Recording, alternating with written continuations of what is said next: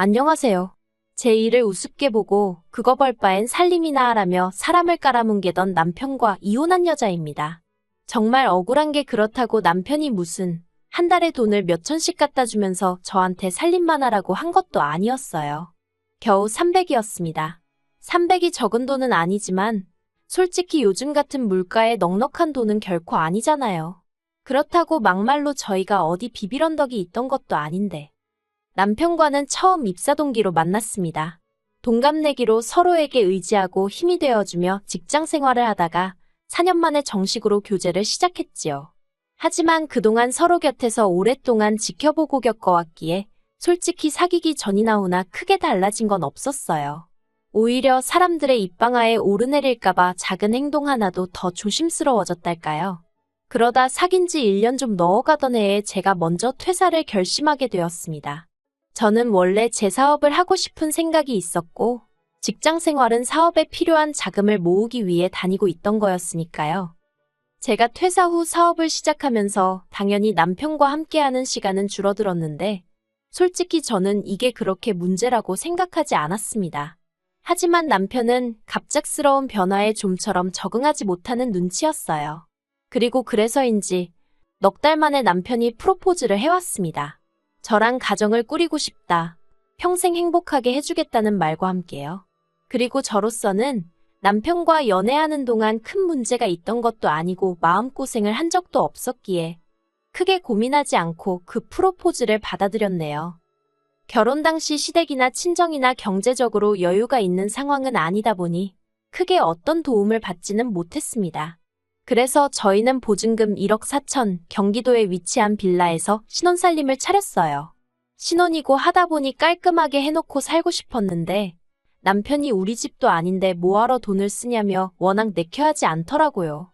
그래서 제가 인터넷 봐가며 셀프로 페인트 칠하고 타일 깔고 그랬네요. 솔직히 일하고 살림하는 와중에 그런 일까지 하려니 몸이 나만하질 않는 것 같았지만 남편은 싫다 하고 제가 원하는 일이었으니 어쩔 도리가 없었어요. 하지만 겨우 이런 문제로 제가 남편과 이혼을 결심한 건 당연히 아닙니다. 제가 처음 이렇게 사는 게 맞나 하는 생각을 하게 된 건 결혼 후 남편이 저에게 요구하는 일들이 너무나 많았기 때문이에요. 정말 말 그대로 너무나 많아서 어디서부터 어떻게 이야기를 해야 하나 싶지만 그중에서 지금 생각해도 어이가 없는 몇 가지만 이야기해 보겠습니다. 신혼 한 달 차였을 거예요. 남편이 하루는 퇴근 후 집에 오더니 지방꼴이 이게 뭐냐면서 툴툴거리며 싫은 소리를 하더라고요. 그런데 애가 있는 것도 아닌데 집이 어질러져 있으면 얼마나 어질러져 있었겠어요? 저는 하루 종일 방에서 일만 하느라 거실이고 안방이고 다른 공간엔 발도 디디지 못하고 있었고요. 참고로 저는 방 3개 중 하나를 제 사업을 위한 공간으로 쓰고 있었습니다. 그리고 제가 하는 사업이라는 건 의류 판매예요. 판매하루 뜰 사진 찍어서 올리고 주문받고 포장하고 이 모든 과정을 3평 남짓한 작은 방에서 하루 종일 혼자 했습니다. 모르는 사람들은 집에서 일하는 게 뭐 힘들면 얼마나 힘들겠냐 하지만 집에서 일을 하다 보니 조금만 더 욕심내느라 제대로 씻지도 먹지도 못하고 일하는 날이 태반이에요. 그리고 남편이 툴툴거리던 그날도 제 딴에는 저는 못 씻어도 출근하는 남편 뭐라도 아침에 허기 달랠 거 하나는 챙겨줘야지 싶어서 아침부터 바나나 갈고 어쩌고 저쩌고 정신이 하나도 없었거든요. 그리고 이후로 남편이 퇴근할 때까지 방에서 거짓말 좀 보태면 정말 숨도 안 쉬고 일만 했고요. 그런데 퇴근한 남편이 현관에서부터 마치 제가 집에 있으면서 청소도 안 했냐는 식으로 타박을 해대니 듣는 저로선 기분이 좋을 리가 없었지요. 하지만 그때는 그래도 저 사람이 회사에서 스트레스를 많이 받았나 보다 생각하고 제가 앞으론 신경 쓸게 했습니다. 그런데 남편은 거기서 멈추질 않고 자기가 그동안 말은 안 했지만 매번 이게 뭐냐면서 정말 모르는 사람이 들으면 제가 아주 게으른 여편 낸 줄 알겠더라니까요. 그리고 이후로도 하루가 멀다 하고 남편의 그런 잔소리는 몇 번이고 반복되었고 결국 나중엔 제가 폭발하고 말았어요. 나는 집에서 노느냐고. 나도 당신처럼 똑같이 하루에 8시간이고 9시간이고 일만 하는데 왜 나한테만 그러냐고요. 그리고 당신이나 당신이 쓴 물건은 제자리에 놓으라고 소리를 질러버렸어요. 솔직히 그동안엔 남편이 벗어던져 놓은 양말이고 아무데나 놓은 컵이고 그냥 군소리 없이 치워줬었는데 말을 안 하니까 자기는 얼마나 깔끔한지 알았나 보대요. 아무튼 그러자 남편이 어이가 없다는 듯 저를 보면서 혀를 차는데 그건 그거대로 왜 그렇게 재수가 없던지. 결국 그날 대판 싸우고 이틀 동안 서로 말 한마디 안 섞고 봐도 못 본 척하고 지냈습니다. 하지만 그 싸움은 계속해서 이어질 수가 없었는데 그건 바로 어머님의 생신 때문이었어요. 남편이 정말 밉고 야속하고 꼴보기도 싫었지만 그때는 결혼한 지 얼마 되지 않은 때라서 남편 때문에 마음이 상했다고 어머님 생신도 모른 채 해야겠다는 생각은 미처 할 수가 없었거든요. 그래서 정말 내키진 않았지만 아무 일도 없었던 듯 어물쩍 넘어가려는 남편을 받아줄 수밖에 없었지요. 그리고 그렇게 한바탕 신나게 다툰 이후로 저는 남편이 어느 정도 정신을 차린 줄 알았습니다. 그런데 또 얼마 지나지 않아 이번엔 도시락을 싸달라고 하더라고요. 회사 구내식당 음식은 입에도 안 맞고 어쩌고 저쩌고. 그래서 제가 그러면 도시락을 배달시켜 먹던지 하면 어떻겠냐 하니까 저더러 어떻게 너는 맨날 돈 쓸 궁리만 하냐면서 그러지 말고 저더러 만들라는 거예요. 그리고 이때 이미 저는 조금씩 짜증이 나고 있었습니다. 도시락이 무슨 한 30분이면 어디서 뚝딱 생기는 줄 아나 싶은 게 어이가 없었으니까요. 그래도 바로 짜증을 내지는 않았어요. 그냥 속에서 스멀스멀 기어 올라오는 화를 누르며 그러면 집에 있는 반찬이랑 해서 간단히 싸줘도 괜찮지 하고 물었지요. 그랬더니 그러면 물려서 어떻게 먹냐면서 자긴 많이 필요 없고 그냥 종류가 다른 3가지 반찬에 국이나 찌개 하나만 있으면 된다나요? 그래서 제가 그걸 아침에 다 하려면 얼마나 걸릴지 생각은 해봤냐고 물었어요. 그랬더니 또 한다는 말이 밥은 밥솥이 하는 거고 나머지는 어머님 하시는 걸 보면 얼마 안 걸리더래요. 이땐 정말 너무 속 터져서 그건 어머님이고 나는 그렇게 못한다 했습니다. 당신이 장가 오기 전까지 직접 당신 손으로 음식 해본 적 없다고 한 것처럼 나도 거의 해본 적이 없다고. 여자라고 해서 무슨 결혼만 하면 갑자기 아무 음식이나 할 수 있게 되는 게 아니라고요.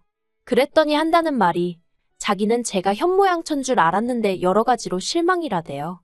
그리고 그런 소리를 듣고 제가 속도 없이 도시락을 싸주게 생겼나요? 당연히 안 싸줬지요. 그러다 한 번은 이런 일도 있었네요. 친정어머니 생신이셨는데 솔직히 그때 남편하고 사이가 좋은 것도 아니었고 남편도 가타부타 말이 없길래 그냥 혼자 친정에 갔어요. 그렇다고 남편한테 아예 말을 안 하고 가출하듯 집을 나간 건 아니었고요. 남편에게 친정에서 하루 자고 오겠다고 했죠. 그리고 그랬는데도 남편은 뭐 이렇다 할 이야기가 없었습니다. 왜 가는지, 자긴 안 가도 되는 건지, 뭐라도 사서 가는 건지 그런 말도 없더라고요. 그러니 제 입장에서는 비록 제가 먼저 같이 안 가겠다고 마음을 먹긴 했어도 좀 서운한 거예요. 그렇지만 치사하고 구질구질해서 저도 그런 남편한테 더는 말하지 않고 그냥 다녀왔습니다. 그런데 매일같이 남편하고 한창 날 세우면서 일만 하다가 친정부모님을 뵈니까 너무 좋더라고요. 그래서 계획과는 달리 하루를 더 있다 가게 되었어요. 그런데 1박만 하고 온다던 와이프가 집에 안 오면 뭐라고 연락이라도 한번 해보는 게 정상 아닌가요?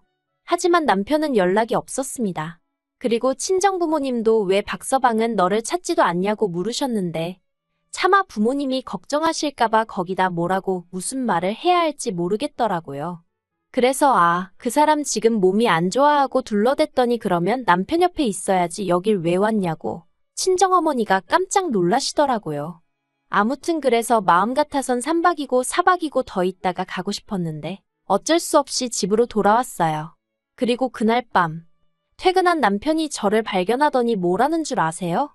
제가 없어서 밥을 한 끼도 안 차려 먹었다면서 저더러 밥 좀 차려달랍니다. 그리고는 장모님이 뭐 반찬 같은 것도 안 챙겨주셨냐면서 사위사랑은 장모라던데 너무하다는 거예요. 어이가 없었습니다. 자기가 무슨 67살 먹은 어린애도 아니고 어떻게 제가 없다고 밥을 한 끼도 집에서 안 차려 먹을 수가 있는 거며 그렇다고 해도 와이프가 자기한테 말도 없이 2박 3일을 친정에서 보내고 왔는데 솔직히 남편이 저를 보자마자 왜 말도 없이 더 있다 왔냐고 화를 냈으면 그것도 그것대로 짜증은 났겠지만 적어도 이렇게나 실망은 하지 않았을 것 같아요. 그런데 화는커녕 저를 보자마자 밥부터 찾는 남편을 보고는 도대체 이 사람은 나를 뭘로 생각하는 건가 싶어서 어이가 없더라고요. 뿐만 아니라 그 와중에 사위사랑은 장모라니 자기는 정작 장모 생일도 기억을 못하고 있었으면서 그래서 헛소리를 남발하는 남편을 경멸스런 눈빛으로 한번 쏘아보곤 그냥 안방에 들어와 버렸습니다. 그러다 결정적으로 제가 이혼을 결심하게 된 건 남편의 썩어 빠진 정신머리를 알게 되면서예요. 남편이 하루는 술에 취해 들어와서는 저더러 야, 너 그러더니 네 통장 좀 가져와봐. 얼마나 버는지 한번 까봐. 그러대요. 그리고 황당한 제가 왜 알아서 뭐하게 하니까 저더러 지금 하는 그 사업인지나 발인지 그거 때려치고 집안일이나 하랍니다. 자기가 한 달에 300만 원씩 꼬박꼬박 벌어다 주고 있는데 가장 대접도 못 받고 열받아 죽겠대요. 그러면서 저더러 너 돈 100만 원이나 버냐면서 그거 꼴 같지도 않은 돈 번다고 집안일 소홀히 하고 그거 끼니마다 반찬 좀 다르게 하라니까 그것도 하나 못하냐면서 일 때려치랍니다. 그리고 가져다 주는 돈으로 조신이 살림이나 하라나요? 어이가 없어서. 하지만 술 취해서 지가 뭐라고 떠드는지도 모르는 인간하고 도대체 무슨 말을 하나 싶더라고요. 그래서 됐다고 술 깨고 이야기하자 했습니다. 그리고 이튿날 마침 주말이기도 하고 그래서 허심탄회하게 이야기를 해보자. 이렇게 분위기가 잡혔습니다. 남편은 자기가 전날 밤 뭐라고 짓거렸는지는 생각도 안 나는지 저더러 술 좀 깨게 술국을 끓여달라는 헛소리를 하길래 먹고 싶으면 시켜 먹던지 해 먹던지 알아서 하라고 했어요. 그랬더니 혼자 또 한숨을 푹푹 내쉬면서 자기가 무슨 ATM으로 보이냐입니다. 그래서 제가 남편더러 당신은 한 번이라도 우리 살림이 어떻게 굴러가고 있는지 생각해 본 적은 있느냐고 했어요. 그랬더니 그게 무슨 소리냐며 알아듣게 말하라고 성질을 내대요. 그래서 제가 우리가 지금 적금은 얼마나 들고 있는지 보험이며 각종 공과금이며 양가에 드리는 용돈이며 당신이 끌고 다니는 그 자동차 유지비며 그게 정말 300만 원으로 충당이 된다고 생각하냐고요. 그랬더니 남편이 한다는 말이 그럼 뭐 제가 벌어서 끼케야 돈 100이나 보탰냐입니다. 그리고 그때 그런 생각이 들더라고요. 이 사람은 나를 얼마나 얕잡아 보고 있는 걸까? 그리고 말이 나왔으니 말이지만 결혼하고 얼마 지나지 않아 아버님이 쓰러지셨어요. 그러면서 사회활동을 전혀 할 수 없게 되셨고 그래서 친정엔 30만 원 드리면서 시댁엔 80만 원씩 챙겨드렸습니다. 그게 다가 아니었어요.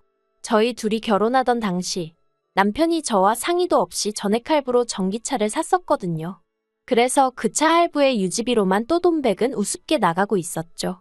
이것만 해도 벌써 200인데 무슨 300씩이나 갖다 주니까 집안에 들어앉으라는 소리나 하고 있다니? 사람이 돈에 대한 개념이 없어도 어쩜 저렇게 없나 싶은 게 갑갑해서 화가 나는 거예요. 그래서 결국 제가 꼴랑 돈 300 가지고 당신이야말로 유세 좀 작작 부리라며 이렇게 사람 치사하게 만들 거면 그냥 헤어지자 했습니다. 나도 나름대로 맞벌이 하는 중인데도 집안일 가지고 현모양처가 못 되느니 어쩌느니 소리나 듣고 어제는 뭐 가장대접이 어쩌고 저쩌고 막말로 당신이 집을 해오기를 했냐 그렇다고 우리 친정에다 뭐 하나 대단한 거 해주기를 했냐 그래놓고 이제 와서 그거 얼마 더 번다고 사람을 무시하냐고 이래라 저래라 하느냐고 그럴 거면 차라리 따로 살자고요. 그러면 당신은 그 돈 300 혼자 다 쓸 수 있으니 얼마나 좋겠냐고 저도 남편이 하듯이 똑같이 빈정거렸네요. 그리고는 당신의 2배 3배 벌어오는 남자들도 당신같이 대접받고 싶어서 환장하진 않을 거라니까 저더러 말을 그따위로 하냐면서 그래 헤어져 하대요. 제가 자기랑 헤어져 봐야 지금이 좋았지 하고 피눈물을 흘릴 거라나요? 그래서 저희 이혼했습니다. 결혼 생활도 길지 않고 애도 없지 그렇다고 재산이냐고 얼마나 쌓인 것도 아니지. 그러니까 뭐 결혼 준비할 때보다 오히려 시간도 덜 걸리고 말 그대로 속전속결이더라고요. 그런데 웃긴 게 이혼하고 2달쯤 되던 때 그러니까 제가 사업한 지 꼬박 2년하고 2개월쯤 되던 때였거든요. 갑자기 매출이 늘기 시작하더니 3달 연속 순수익으로 제 손에 600씩 떨어지기 시작하는 거예요. 정신적으로 편해져서 일에 더 집중이 잘 됐던 건가 싶기도 하고 솔직히 남편하고 이혼하면서 마음 한켠으로는 이러다 진짜 사업까지 망하면 부모님을 무슨 낯으로 뵙나 싶어서 정말 여러 가지로 정신사나웠는데 보란듯이 사업이 치고 올라가 주니까 아 이걸 남편한테 말을 해서 염장을 질러 말어 싶더라니까요. 하지만 그래도 제 입으로 직접 말하는 건 없어 보여서 사업이 안정궤도에 들어갔다는 확신이 들던 지난달 같이 회사를 다니던 직장 동료들에게 슬쩍 제 근황을 흘렸습니다. 그랬더니 역시나 아니나 다를까 중에 말하기 좋아하는 몇 명들이 남편한테 제 소식을 전했나 봐요. 그간 한 번도 연락도 없던 인간이 저한테 잘 지내냐, 어떻게 지내냐고 문자를 보낸 걸 보면 말이에요. 정말 사람 일은 알 수가 없어요. 그쵸? 저도 어떻게 남편한테 돈 300 벌면서 현모양처 찾는 일은 잘 돼가냐고 한번 답장해 볼까요? 농담입니다. 다시는 얽히고 싶지 않은걸요.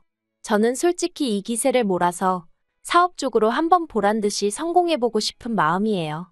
남편이 절 놓친 걸 후회하게 만들겠다 그런 게 아니라 남편에게 나는 네가 벌어다주는 알량한 돈 몇 푼으로 이래라 저래라 할 수 있는 여자가 아니었다는 걸 똑똑히 알려주고 싶어서요. 유치해도 뭐. 일단은 그게 제 목표입니다.